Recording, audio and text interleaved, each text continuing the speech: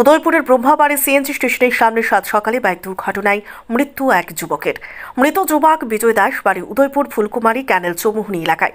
সংবাদে জানা যায়, দাঁড় করানো একটি পাঞ্জাব বডি ট্রাক গাড়ির পেছনে বাইক নিয়ে ধাক্কা দেয় বিজয় দাস।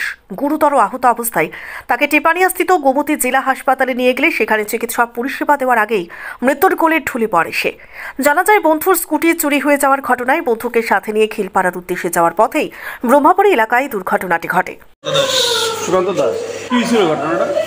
আমরা যাইতেছিলাম, একটা ছবি আনতাম, আমার সাইকেলটা চুরি ছিল যে তোমার যে ছবিটা যাই না মোট থানার ভিতরে কইছিল। আমার বোনেরে ফোন করছে, বোনের কাছে কইছে ছবি আছে, বোনেরে লইছে সেটা আইতাম লইছে খাওয়ানোর পরে গাড়ির পেছনে লাগাই দিচ্ছে। কি গাড়ির পেছনে?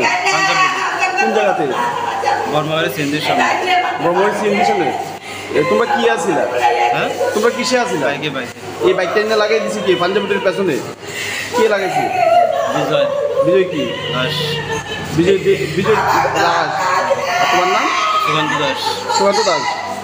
আর তোমরা কয়জন আসিলা? 3 জন। কে কে আসিলা? আমি, বিজয়, আমার বোন। বোনের নাম কি?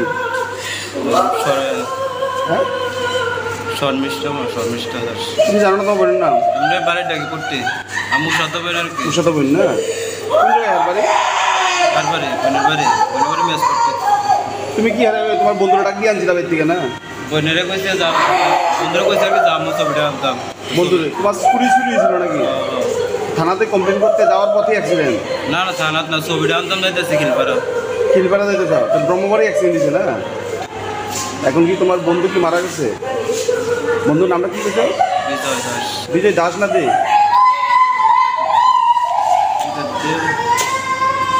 বিজয় দে। টাইটেলটা জানো না? ব্যুরো রিপোর্ট, সত্যের খোঁজে 24 ঘন্টা।